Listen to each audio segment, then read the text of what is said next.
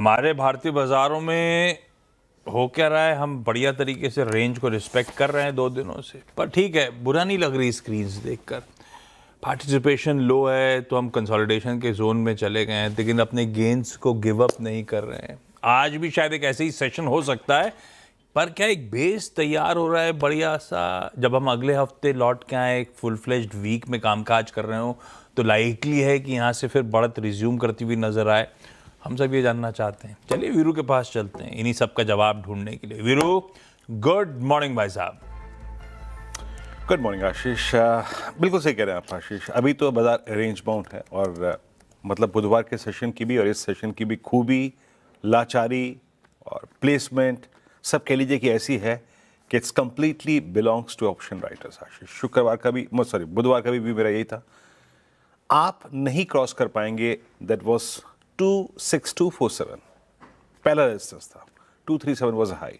नहीं वैलिडेट करेंगे 129 26,083 इसी रेंज में कंसोलिडेट करेंगे कंप्लीटली आशीष। इस लास्ट वीकली एक्सपायरी के बाद से लेकर इस मंथली कॉन्ट्रैक्ट को इन दो ऑप्शन राइटर्स ने ग्रैब कर रखा है।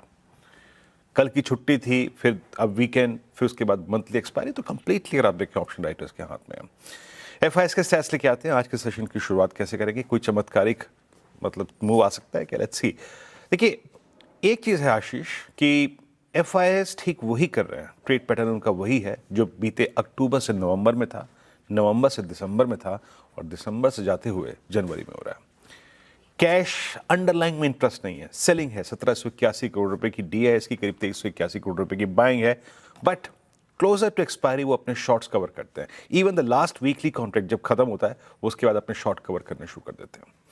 1032 करोड़ रुपए की बाइंग उनकी और लगभग 1570 कॉन्ट्रैक्ट अगर आप देखें तो यहाँ पे लॉन्ग काटे उन्होंने, शॉर्ट भी करे, शॉर्ट भी कवर किया, माफ कीजिएगा, 6200 कॉन्ट्रैक्ट। और आप ये देखिए इंपैक्ट, जस्ट इस डायग्राम को देखिए आशीष, जरा इस डायग्राम को बड़ी बारीकी से देखिएगा। क्या हुआ अक्टूबर में, नवंबर में और अब दिसंबर में भी वही हो रहा है, closer to expiry short cover. और मैं अभी ये कह देता हूं, हालांकि मेरा कोई उसके लिए दृष्टिकोण में नहीं प्रेजेंट कर रहा हूं, बट अगली सीरीज में वो वहां से शॉर्ट करते हैं जहां से उन्हें बहुत एप्रोप्रिएट नंबर नजर आता है। जैसे इस सीरीज में उन्होंने 26,200 से काफी अच्छी सेलिंग शुरू करी थी, बट प्राइस अब लौट के वहीं आ चुका है। That's because of short covering. और लास्ट सेशन में भी अगर आप देखें तो जो नेट शॉर्ट है वो रिड्यूस होकर सब्सटेंशियली कम होकर अब करीब 1,33,000 कॉन्ट्रैक्ट हैं। यानी बीते एक हफ्ते में लगभग 35,000 शॉर्ट कॉन्ट्रैक्ट कम करे। और यही है कारण कि आपने ये जो लोअर स्विंग से अपर स्विंग देखा, 25,715 से आप करीब करीब 26,215 पे खड़े हुए हैं, 26,185 पे खड़े हुए हैं।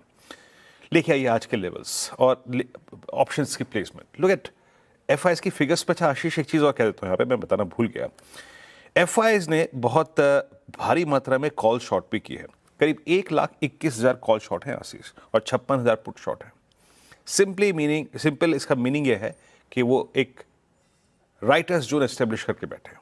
लिखे आइए जरा पिरामिड से एक बार। और ऑप्शन राइटर्स 26,200 की कॉल सबसे बड़ा आउटस्टैंडिंग वाई होल्ड करती है और इसके बाद सीक्वेंस से क्रमबद्ध तरीके से 300 और 400 पे भी लगभग 3 करोड़ कॉल खड़ी है यहाँ पर। एंड लुक एट 26,100, 62 लाख का आउटस्टैंडिंग वाई, लेकिन उससे नीचे 26,000 पे करीब 1.25 करोड़ पुट खड़ी हुई है आशीष। तो कंप्लीटली आपको स्क्रीन पे विजिबल है एक ऑप्शन राइटर्स और एक राइटर्स की डोमिनेटेड जोन। लिखे आइए पिरामिड्स, देखिए किस तरीके से call writers and maximum outstanding why placed at 26,000 की पुट। और एक और चीज, 26,000 की पुट को आपको तवज्जो इसलिए देनी है क्योंकि यहीं पर 26,045 पे आपका 20 डेमा और 10 डेमा प्लेस्ड है, मतलब 26,045 और 25,975। तो ये 3 पॉइंट बेस पे आते हैं। लेके आइए बेस 1।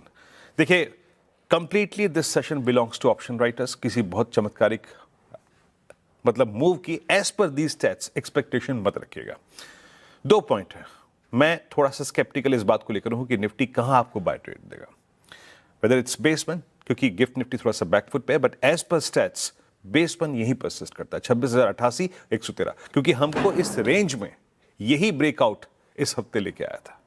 तो हम दोनों ही लेवल्स पे अगर हम एक डायरेक्शनल ट्रेडर हैं तो बाय ऑन डिप्स का व्यू रखेंगे, बट बिलो 25975 हमारी ये पूरी थ्योरी क्लोज हो जाएगी Ashish, and exit and reduce your risk below 25975। But जब तक हमारे पास ये 2 लेवल्स हैं, हम एक थिन या फिर एक छोटी पोजीशंस को ऐड करने की, बाय ऑन डिप्स करने की अप्रोच रखेंगे और लिखा ही रेजिस्टेंस वन। किन्हीं भी सर्कमस्टेंसेज में as of now just giving respect to 26200 call writers इस जोन में ट्रेड को वाइंड अप कर लेंगे।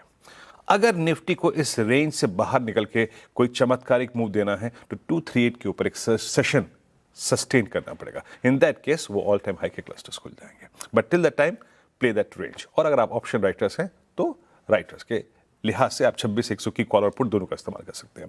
निफ्टी बैंक क्या ब्यूटीफुली गया ऊपर, थोड़ी बहुत स्ट्रेंथ दिखाई और एग्जैक्टली वही पॉइंट जो मैं सुबह कह रहा था 59,428 और 553 कोलैप्स हो गया वहां जाके डॉट वहीं पर। क्या था 59,500 का कॉल राइटर जिसने बीते 2 हफ्ते से स्ट्रॉन्ग ग्रिप लिया है। And look at outstanding why 59,500 पे ह्यूज और इसके अगेंस्ट कोई भी पुट राइटर उतना बड़ा कन्विक्शन होल्ड नहीं करता है।